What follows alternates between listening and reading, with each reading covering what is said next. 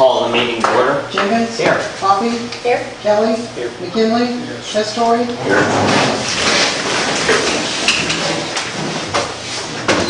I pledge allegiance to the flag of the United States of America and to the republic for which it stands, one nation, under God, indivisible, with liberty and justice for all.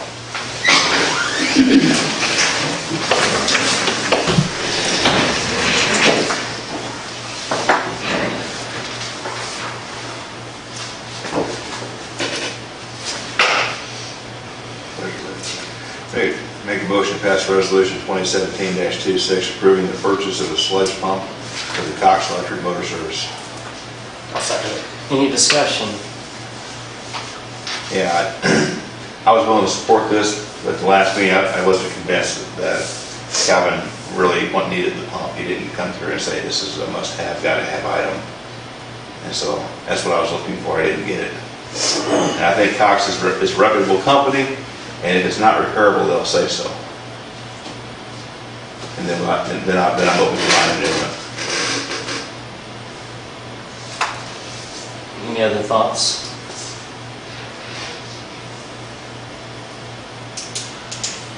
Call it? Jenkins? Nope. Coffee? Yes. Kelly? Yes. McKinley? Yes. Testori? No? Motion carries. The next thing on this evening's agenda is Mr. Carter. You have the floor, sir. Thank you. Nice to be here. Pass out a few things, talk a little bit about how to hire a city manager, and see where you want to go with that.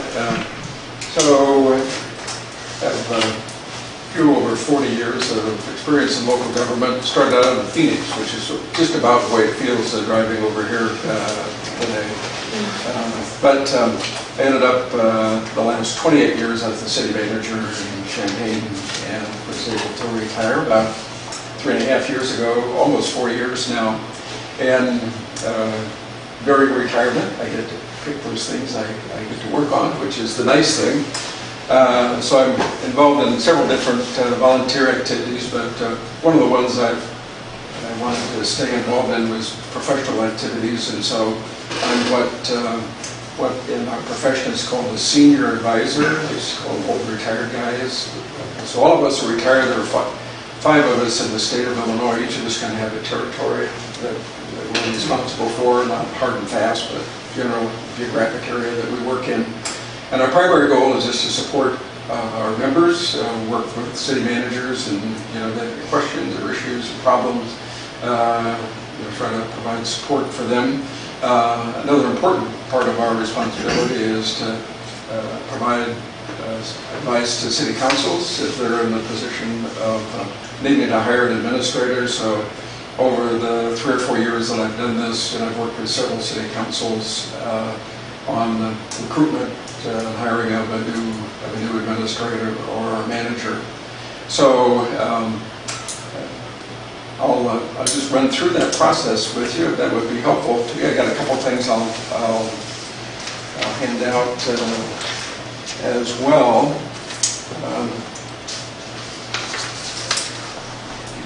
Don't mind passing those around.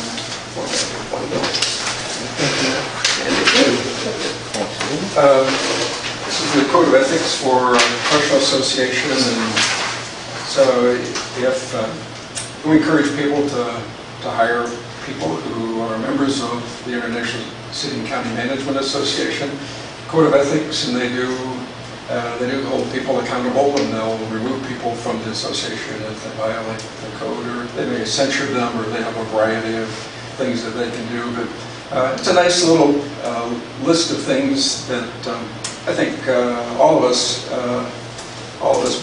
can benefit from by performing consistently with those elected officials or appointed or retirees too. I'm still a member of ICMA, and I'm still bound by this Code of Ethics as well. Next, there's a, Sandy can give you the website or the link, but there's There's a very nice publication that ICMA has done on hiring an administrator. It's about 27 pages long, fairly thorough. So this is like the Cliff Notes version. So, added some experience that I have as well into that. Whenever I talk to city councils, and when I was hiring a lot of people, which I did as well, obviously, as city manager for city council, you want to hire the best person possible, who's going to work with you and help accomplish all the things you want to accomplish here in Farmer City.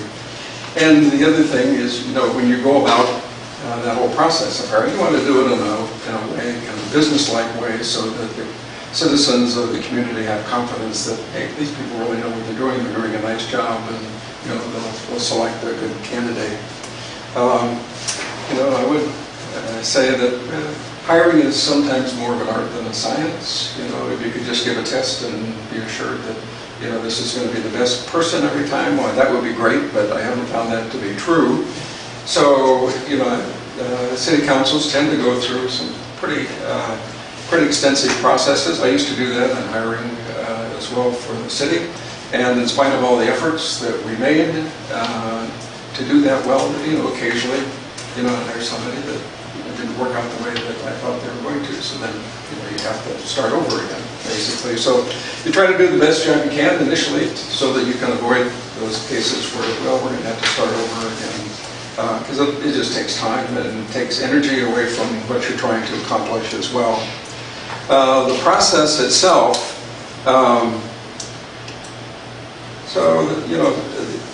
just kind of run through the steps here with you. Managing the organization during recruitment, and my understanding is that you've appointed some interim 2 people to share the responsibilities on an interim basis. Yes. That most of the time people will look inside the organization and try to find someone just because the learning curve, in terms of one of the issues in working with people or people have that knowledge already as opposed to bringing someone from the outside. But sometimes people will bring in someone on an interim basis as well. And there are people within the state of Illinois that would consider doing that as well. I would say, people who were retired or between jobs who would look at an interim position as a possibility. Initiating the recruitment, getting started. One of the first decisions is, well, who's going to do this? Because there's a fair amount of time involved to do all the things that are involved in the recruitment. And so, as I've talked to councils really across the midsection of Illinois, I've given them a little encouragement, to go to use an executive search firm, and for a couple of reasons. One, at least outside the Chicago area, we're finding the last few years that the number of people applying for positions down from what it used to be. Part of that, I think, is the economy. Whenever the economy gets to be a little uncertain, why people tend to hold on to their jobs a little bit more, so there's less movement in the profession. A search firm, they know a lot of the folks that are out there in the profession, and so they can usually generate more candidates than you'll get just by placing some ads. So that's one reason to do that. They do all the work. That's another reason to do it, all the way from preparing the ad and placing the ads and screening the applications and helping make all the arrangements to bring candidates in for interviews and doing the reference checking as well. So having someone to do that, when you don't have a lot of staff inside is an advantage. The disadvantage, for smaller communities in particular, is the price tag. And so, there's one firm in Illinois, and I wouldn't tell you, which firm to hire if you wanted to do that, but ILCMA out of the Chicago metro area, they do a lot of the search work in the state of Illinois, and so their normal price for doing that, and I think they just made a proposal to the city of Urbana, who's getting ready to go through the process of filling the administrative position over there. I think their price is typically right around $20,000, maybe a little bit less, a little bit more, kind of depending on the circumstances. Sometimes there are other people that do research firm, do search work, maybe not the big firm, but maybe an individual who's retired. Dave Anderson used to do that. He was retired manager of Normal, but Dave's moved to Arkansas, so he's not doing that anymore. But there might be some other people, you know, if you wanted to find someone to help, former manager in Galesburg, still lives in Galesburg, he's done some search work. Floyd Alsop in Monticello's expressed an interest maybe in doing some search work. Floyd retired, but maybe a year ago about that. So typically there may be 1 or 2 or 3 people, and their price would be more in maybe the $5,000 to $7,000 range, I would say typically. So if you wanted to do a search firm, didn't want to go the government HR, you know, the national advertising and all the work involved in picking a big search firm and all the costs that may associate it. If you're interested in that, I can make some contacts for you to see if there'd be someone who would like to help you in that process. So that's really that's the first major decision you need to make: is do we want to try to do this internally, or do we want to hire someone to do that? You know, for larger cities that have their own HR department, you know, they do a lot of that work, and they may hire a search firm just to do a couple of pieces, maybe help with a reference checking or something like that, and so you can split the costs. You do some internally and some with the search firm.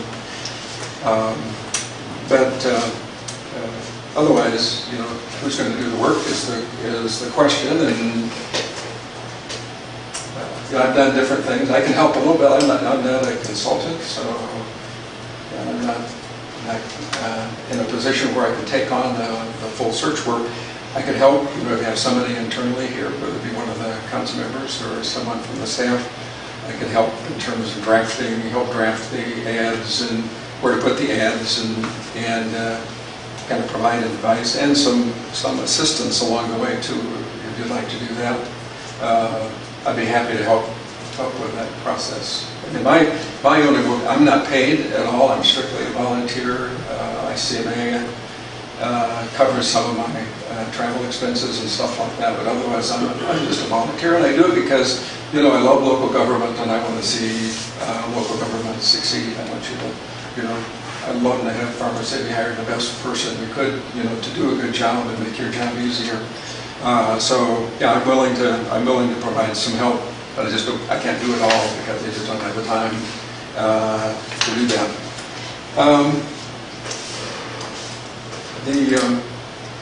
The role of the community, you find that really varies from community to community. I've seen some city councils say this is the council's responsibility, and so, you know, we'll decide who to interview, and we're going to interview those in closed sessions. That's still allowed under Illinois law, where you can, for personnel purposes, you can go into closed session and interview candidates, and then announce to the public, you know, this is who we've hired. Some people, you know, some councils feel really strongly about, you know, taking that responsibility themselves. You have other communities that where the council may, well, you know, we'll go through and we'll identify the people we want to bring in for interview, and as part of that process, you know, we'll give them a tour of the community, and we'll have them meet all the staff people, and maybe have a reception or something, an opportunity for the public, for the citizens to come in and meet them as well, and give their 2 cents worth to all of you so that you make a decision that way. So it's strictly a, you know, choice that you have to make. I always erred on this side of including more people. One of the reasons was, well, you know, the biggest source of anxiety in an organization or community is the unknown. You know, usually people come up with a lot of reasons why, or rumors or whatever, and so just having it out there for people kind of allows them to know the candidates, as well as the candidate getting to know more about the community. But you know, I think that's strictly up to up to the council to see how you want to do that. The actual starting of the recruitment, I encourage people to put together a little profile. You can do the ad, but the ad, and I'll show you an example of an ad. Profile maybe is a little bit kind of an expanded ad in that it talks a little bit about the community itself, the organization itself, what's the form of government, how many people in the city council, what's the size of the budget, how many employees do you have, why would someone want to move to Farmer City? They live in East Peoria, why would they want to come to Farmer City? And every community has their assets, and so it's kind of a chance to sell the community a little bit. I was down in Collinsville and talking to their council, and they're the horseradish capital of North America. I never knew that before. But for some, when I bought horseradish for my kids for Christmas, and they were really excited about it. So that was obviously an asset for that community.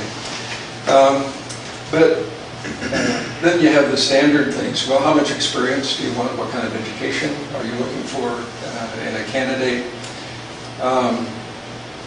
What are the kind of the knowledge, skills, and abilities? What are the personality traits? You want someone who's a good communicator, someone who's good, the customer service part, for the community. One of the unique things, fairly unique things about your community is you have like a power plant, and I don't know what the percentage would be, but it'd be under 10% probably of the cities in the country have their own utility, electric utility.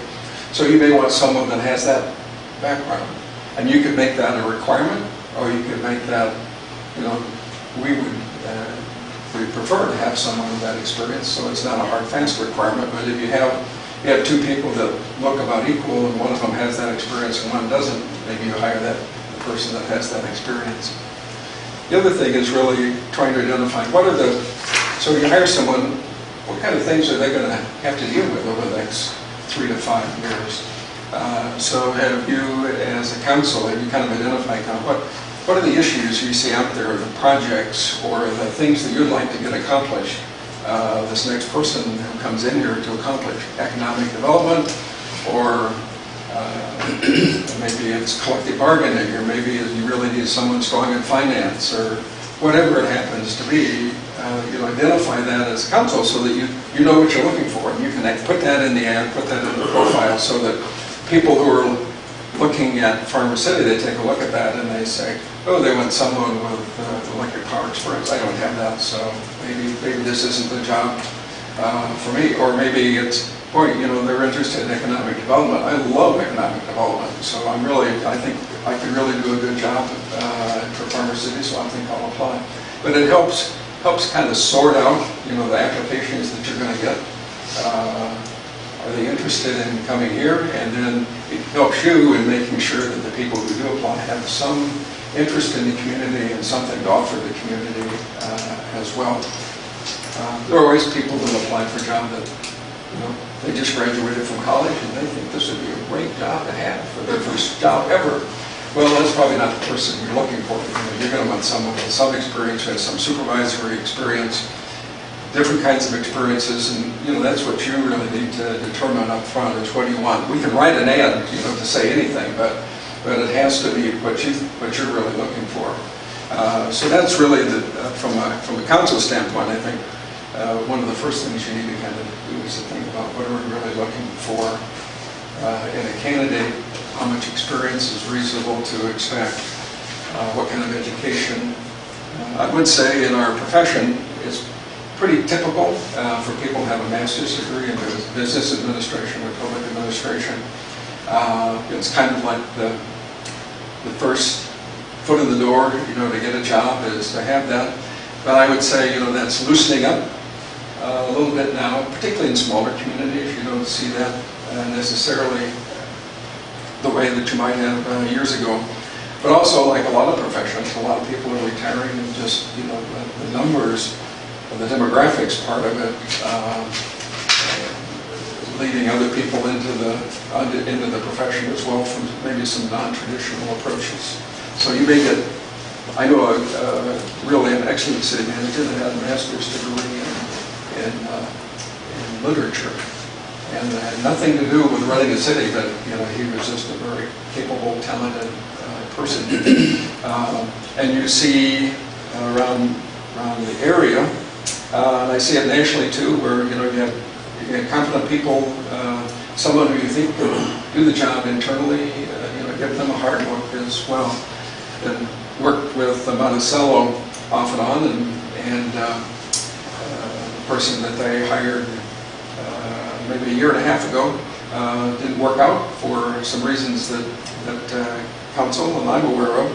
So they terminated him, and getting ready to go through the process again. They wanted to wait until after the election, so they knew who's going to actually, would this person be working for. It's important for them to be the ones in charge of the process.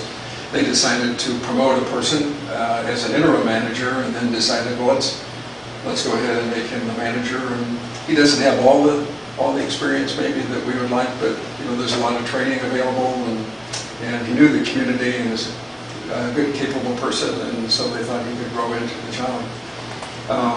So you see, really a variety of approaches around the communities that I've worked in anyway. What do you want as an application? Typically a letter, introductory letter and a resume would be common. Not too many manager positions have a formal application that they have to file. The role of the media, again, almost all of this process, with the exception of the final decision, can take place in executive session or closed session if you wanted to. But you want to have part of the process be open and have the press involved in some of it. Champaign, when we had my own feeling was that when you got down to the final interview, so maybe you had 3 to 5 people you were interviewing, maybe 6. At that point, we made the names public, and we had a public reception, but that way the newspaper could do all the research they wanted to, and any citizen could do all the research they wanted to on the internet. But not only was it good kind of transparency from the community standpoint, it also made the candidates serious. There was a time when, I tried to hire somebody, and there was more than one time. I mean, it's not unusual. You can interview 4 or 5 people, and these people all look good, and then after the interview, one of the candidates says, I talked to my wife about this, or I talked to my husband about this, and my spouse doesn't want to move, so I'm withdrawing from the system. Well, I'd rather have them have that conversation with their spouse before the interview, because you're putting out money for an interview and time, and it's just better if you know that the people you're bringing in are serious. Now, they may look at Farmer City and say, I don't think I mesh very well with the council members, or you may feel that you didn't mesh very well with the candidate. I mean, those things happen, but you like to minimize the people pulling out at the last minute because they didn't do all of their homework before they came in for an interview. So I always thought it was good at the very last part of the process to make that part, have some public part of that, so that the names were announced ahead of time, and the candidates all knew that your name's going to be in the paper, and so you better tell your boss, and you better tell your spouse that you're going for this interview. Now in Florida, the laws are different in Florida. In Florida, every application is open to the press, and so every time there's a city manager recruitment in Florida, or any position, really, every application that you get is public record, and so the newspaper can pull all of that information out, which, the reason not to have a lot of that public is because, some people, the reason they're looking is because, they're in a situation that, they're uncomfortable with for whatever reason, and they don't want their current boss at that stage to know that they're looking, feeling that it may jeopardize the current position if they're not hired. So you advertise, you get resumes in, you look over the resumes, you try to identify, okay, is there anybody here that we want to interview in this stack of applications? You probably want to interview at least 3 or 4, just because you do have people that surprise you in spite of all of the due diligence you may do. People may look great on paper, but when you meet them face to face, that's just not going to work for whatever reason it might be. And so you may have someone that say, well, I kind of changed my mind, I'm not interested. So you really want to have 3 or 4 to choose from if you can. That way, if you eliminate a couple and somebody else backs out, you still have hopefully the best candidate that's hanging in there. So use the resumes. I encourage people to do a little bit of reference checking ahead of time, some of the basic references on candidates, just because some people are really good at resume preparation, and so kind of sorting out, and this is something that I can probably help with as well, just separating out the fact from the fiction in the resume. Sometimes helpful to do, and making a few calls in the area and reference checking, just say, oh, is this person real? I mean, this person sounds great on paper, but how does he get along with the city council? How does he get along with the staff? He or she, just some basic questions so that you know that the people you're bringing in, this is, you're not going to get a big surprise, or you're going to have a pretty good idea of who the person is you're going to be interviewing there. Because they're probably going to be doing the same thing.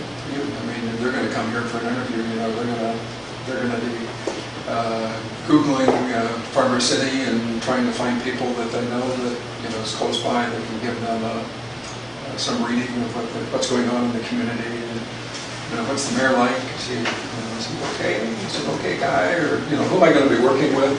Those kinds of things. So select the finalists, bring them in for interview.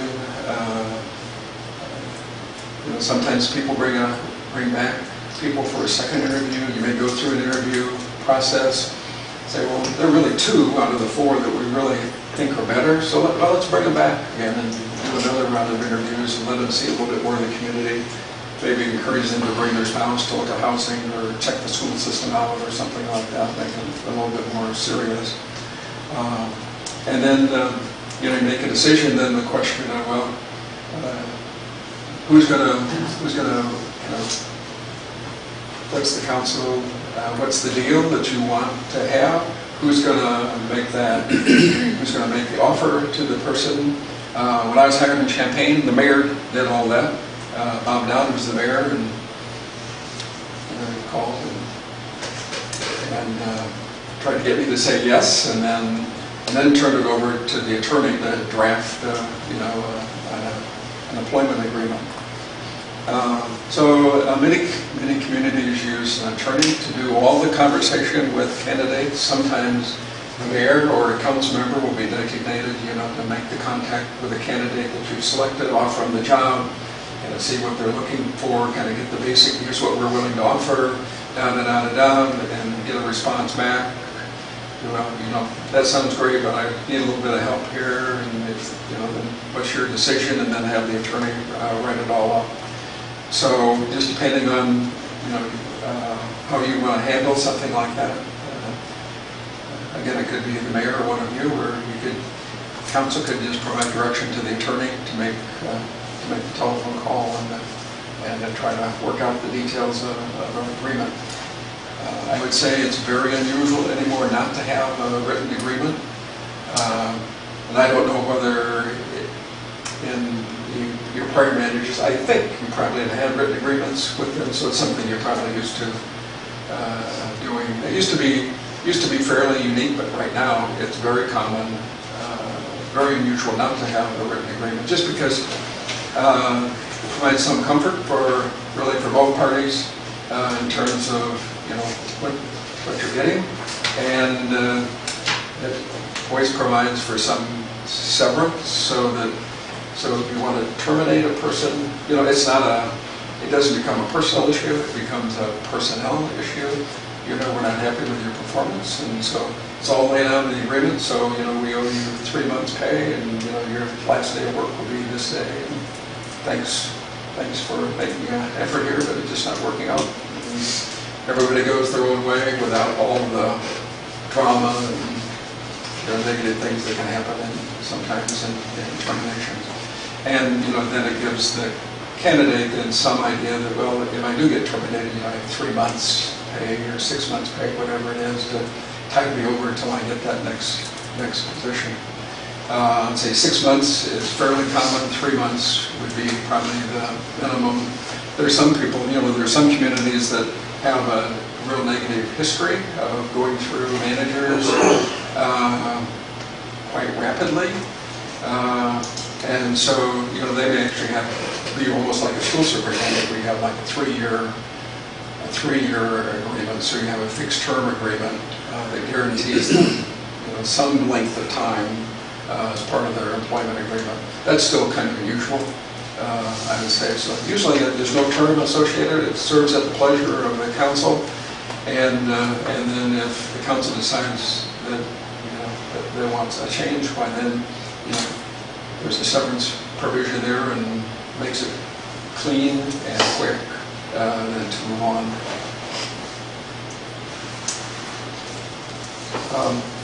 When you hire somebody, you know, part of what I would do would contact them and just welcome them to the position, and if they're new to Illinois, help them understand Illinois.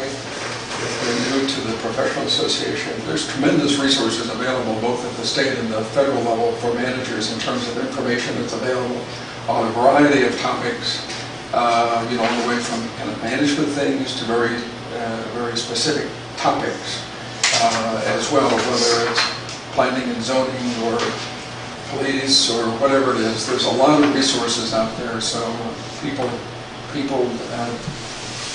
don't have to hire consultants so much anymore. I worked for ICMA in Washington for 2 years after I got out of Phoenix. I went to work in Washington. And back in those days, which was the early 70s, before you were born, you know, it was to publish information was a huge effort, because everything had to be published in a newsletter or a pamphlet or a book. And just the printing part of that was so painful to go through that you were really limited in terms of what you could do. Now they just stick it online. And so there's so much of that information available at the ILCMA website or ICMA website, even for non-members. So if you go to either of those websites, you'll have access to really quite a bit of information. So there's a section here on, you know, kind of what the council's role is, what the consultants or staff role typically is. The other thing that, two more things to share with you just to get you thinking more specifically. This is a recent advertisement in the State Association's newsletter. And so a lot of your advertisement can be done electronically now. ILCMA has a newsletter, and so anybody, all the cities in Illinois typically will advertise there. Sometimes people advertise in the municipal league bulletin as well, and a lot of times they'll post this stuff online, so you don't have to necessarily wait for a publication date. But, you know, you send it in, whatever, and you put it on their website. But you can see the ad. It's a smaller community, and it's something similar to what I think you probably want to do as well. And then the other thing that I'll show you is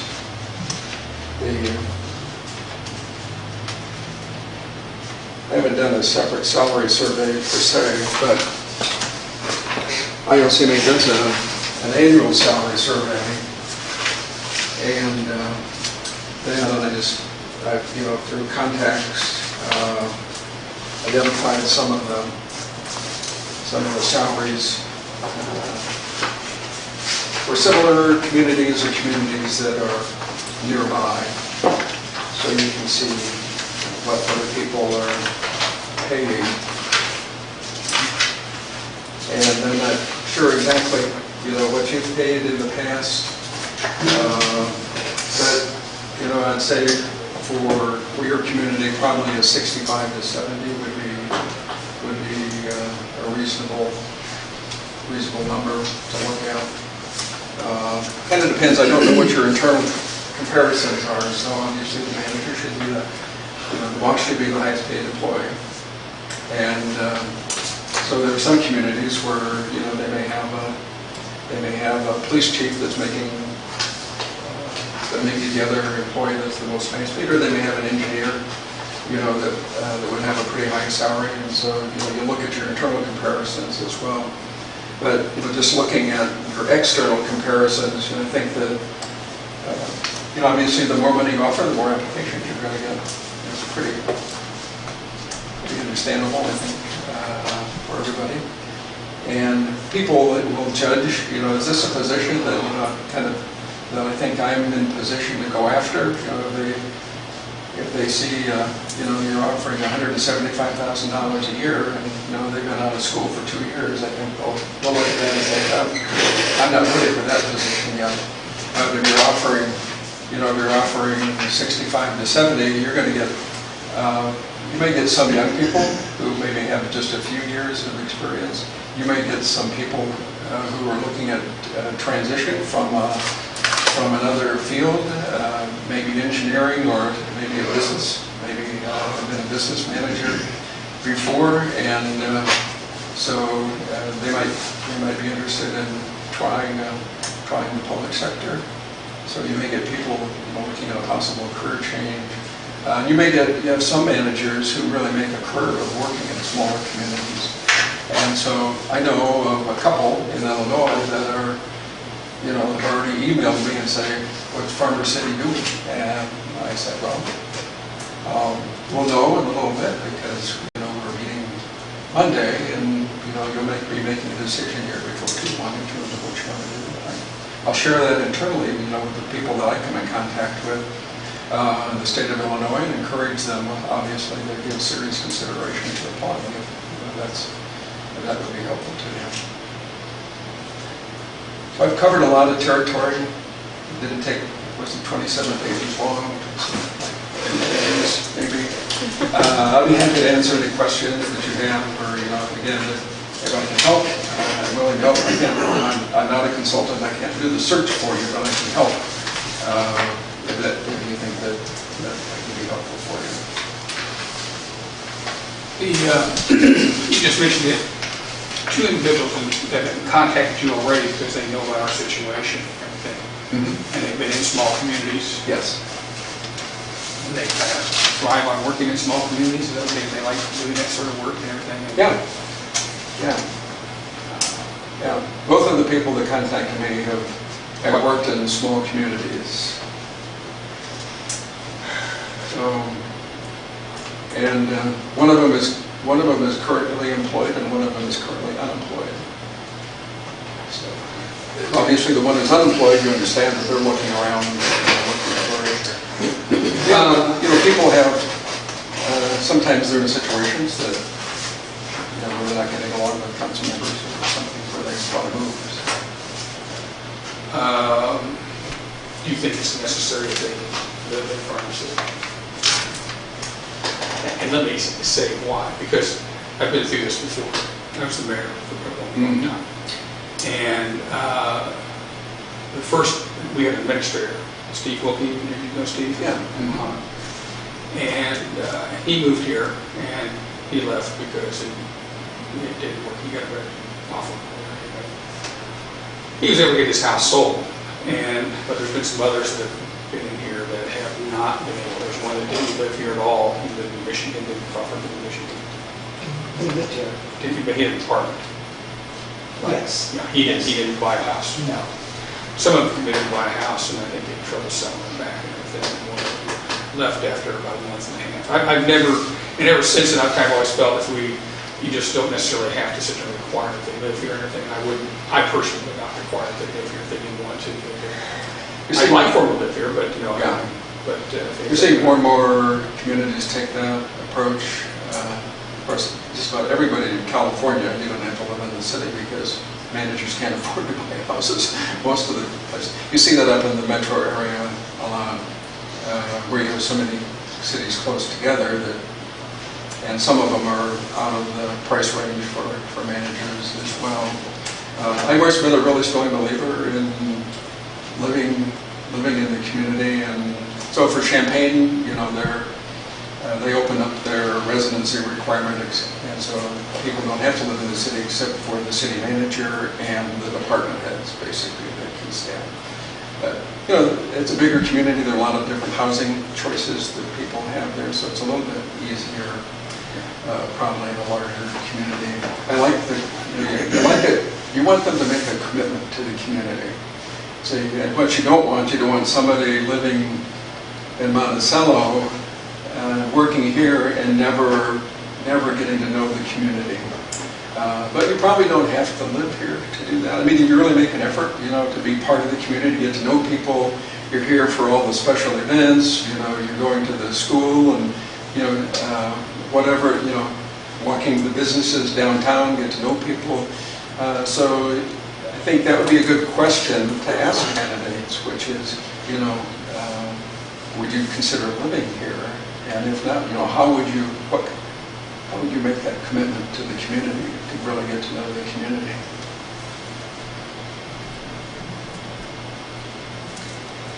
That's a really great question.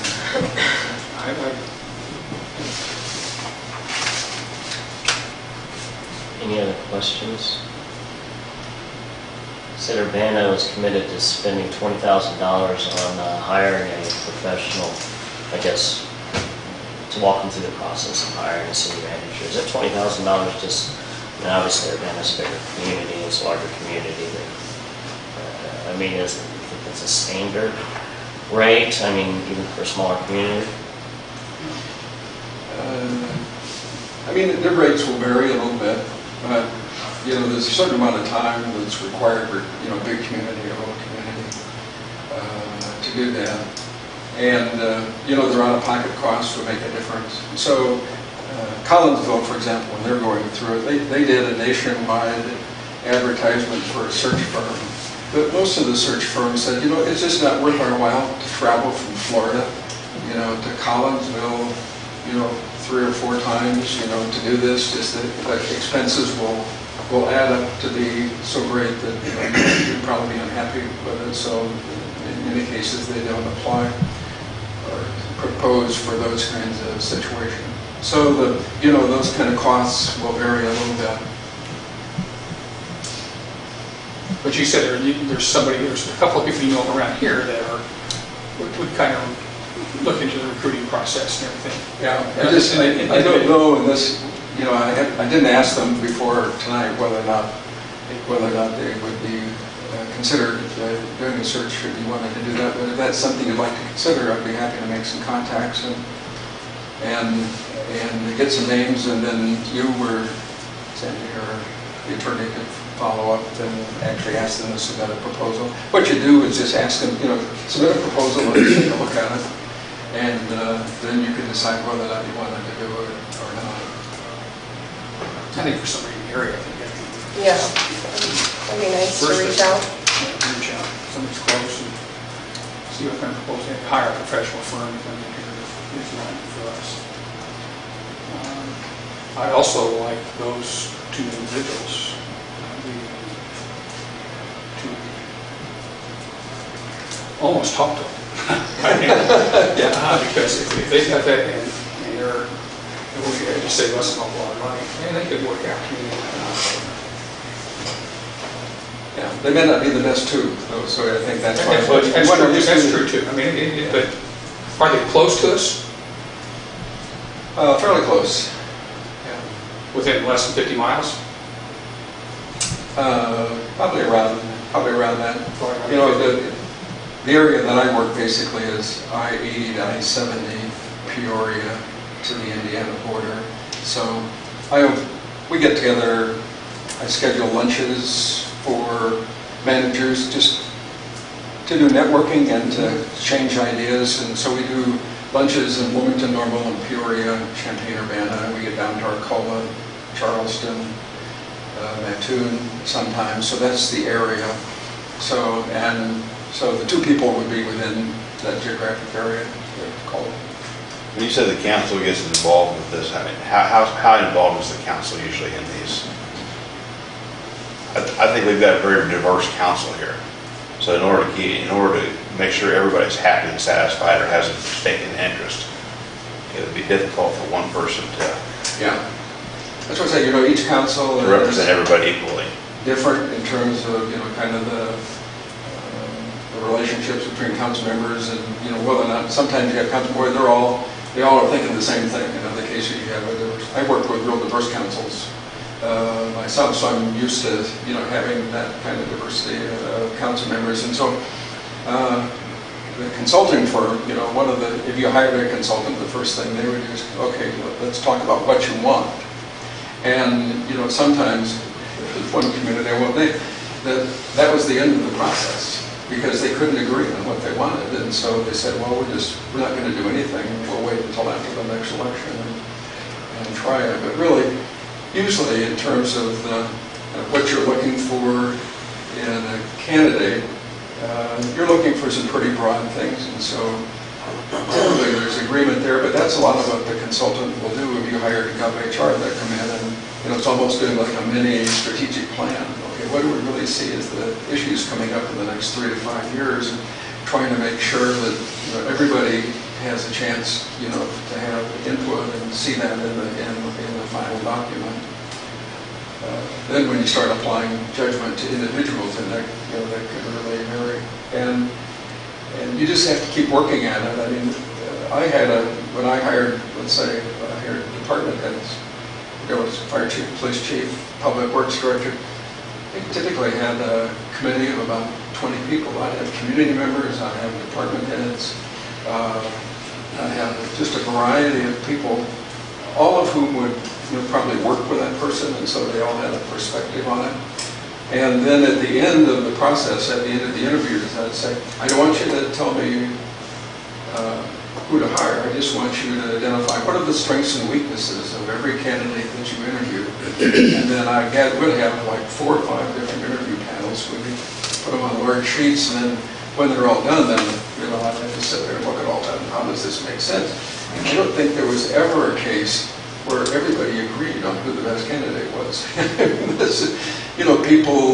People see people at different times. You do an interview, your energy levels up and down. Some people will look at an answer and they'll say, that's just the best answer. Another person will say, well, here's why I didn't like that answer for this reason.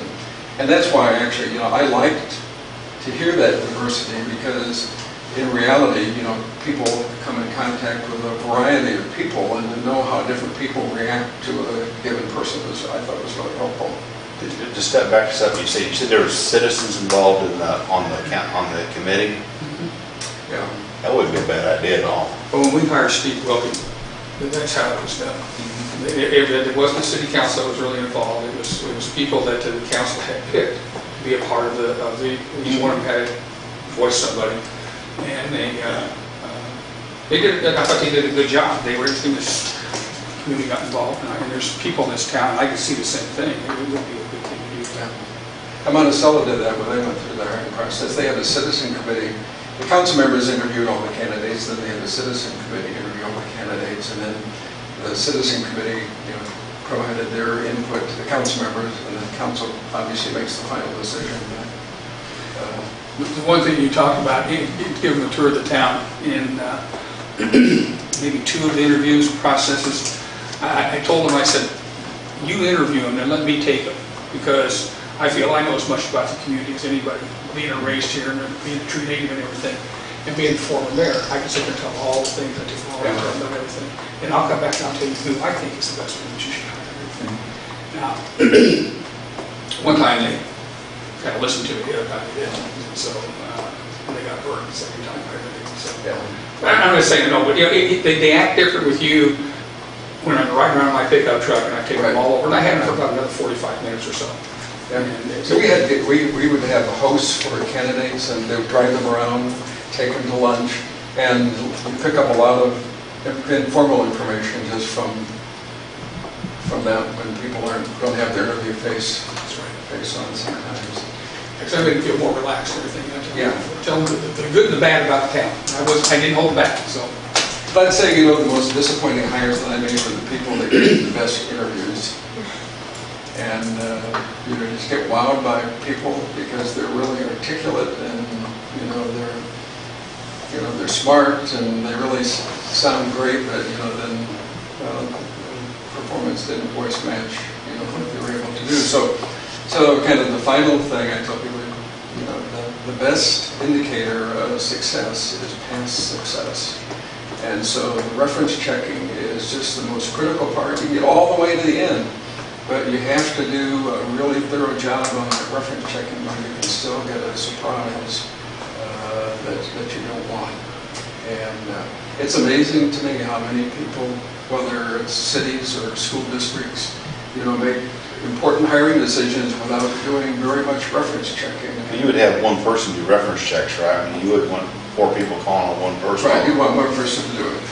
And I had different people do it. I mean, search firm, we used a search firm, which wasn't too often. Our HR people did. I would do it sometimes. Sometimes we'd look for, who does that? Maybe there's a professional in the area. One time, I used a retired FBI person to do it because I knew they would vet federal candidates. And I thought, if they can vet somebody for an important judgeship or something like that, they can probably do the public works director too. But it has to be someone you have confidence in, that their judgment, and someone who's going to be neutral and not, doesn't have an opinion to start out with, probably.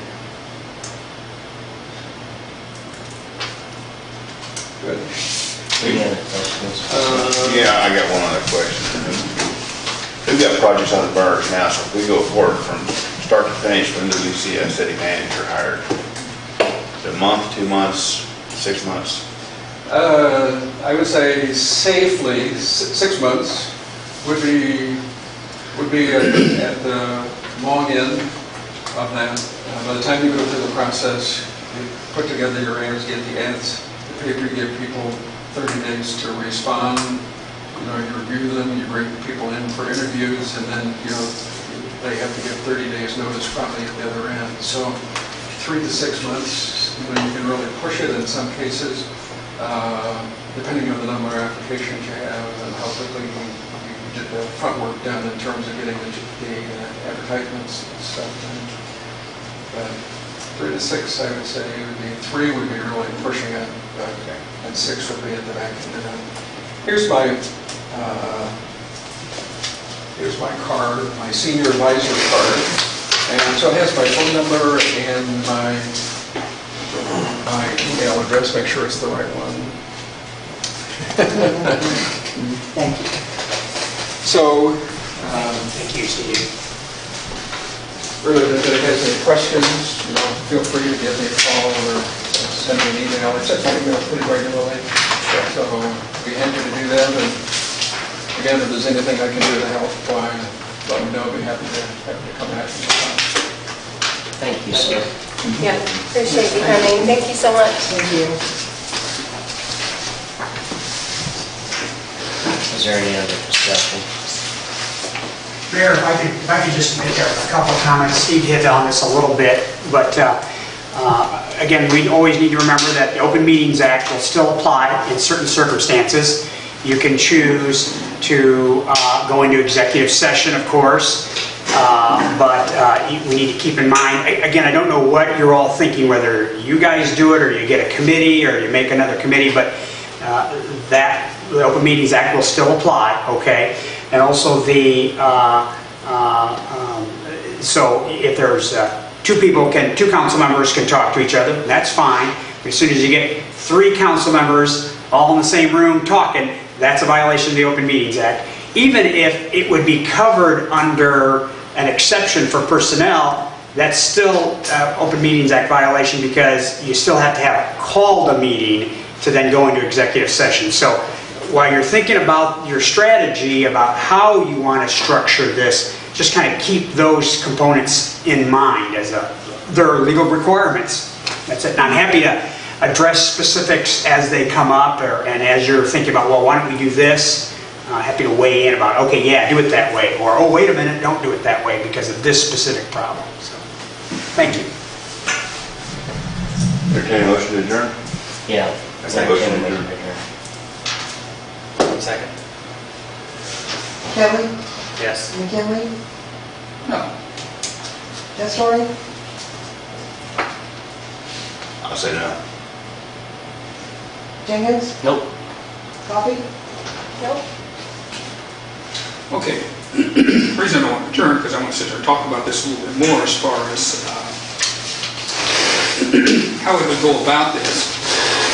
I don't want to be part of this because this would be nothing but dog fight, I think I'd like to see a committee appointed by people in this community that have the ability to help us out with this and would love to help us out with this. And the more we get community involved, the more they like that sort of thing. So I think at our next meeting, maybe we come back with our candidates that we want to see for this and everything, and get them together and make them understand that they will be part of the Open Meetings Act. They cannot violate it either. Correct? The committee. Well, yes and no. Not necessarily. They're not elected officials. So they may not be subject to the Open Meetings Act. Now, it depends on how many, if any, elected officials you want to have on the committee. Again, if you have 2 elected officials on the committee, 2 elected officials can talk to each other. That's not a violation of the Open Meetings Act. You get 3, that is. Okay? On the other hand, if, for example, and I don't know what you're suggesting, that's up to you, if you had no elected officials on this, I'll call it screening committee, for lack of a better term, quite frankly, that is not a violation of the Open Meetings Act, because those persons would not be, if that's the direction you went, would not be elected officials. So That's kind of where I'm going with it. It's just to keep us out of it, let that group, but instruct them and then have them forward the applications onto them and let them. If that's the way it was done the first time that we hired an administrator. The other thing too is, looking at this ad that Bradley has put out wherever in the publication, whatever, that's not such a bad ad for us, I don't think. It's really kind of hits around the head for us. I mean, I think that we did roughly about the same thing, construct that kind of fits it. Did the same thing about salary in there. I think, like it says, administrators with experience and qualifications, I think that's good. I don't know what else, but I think that's pretty standard ad and everything, work out pretty well for us. Must possess excellent communication. I'm a big fan of that. I like that. And also too, if Steve knows somebody that would help us in the recruiting process too, to work along with that committee, I think that would be, I'd like to see that. Yeah. If they would like to Is contact us. anybody interested locally? Like to contact us that way. Yeah, there are a couple of approaches to that. One would be, kind of a search firm, but only with very limited responsibilities, and so there might be some charges associated with that. So I think that would be one possibility. The other possibility would be to look to see if you could get maybe someone who does interviewing, maybe someone from another community where they have an HR director, or it wouldn't be unusual to have another city manager, an assistant city manager, or an HR director from another community sit in as part of the process. Particularly like the interviewing, because in the public sector, you have to be very careful what questions you ask so that you're not violating the law. And so that person would be able to help the committee keep them on the path that they need to be on. Maybe not all the time they'd have to be there, but maybe get them started or whatever. They could work with you Developing and the see how- questions, Right. particularly?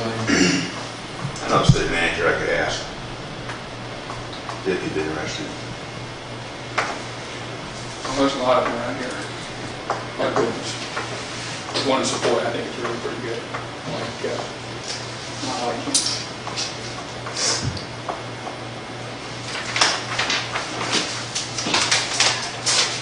Any other discussion?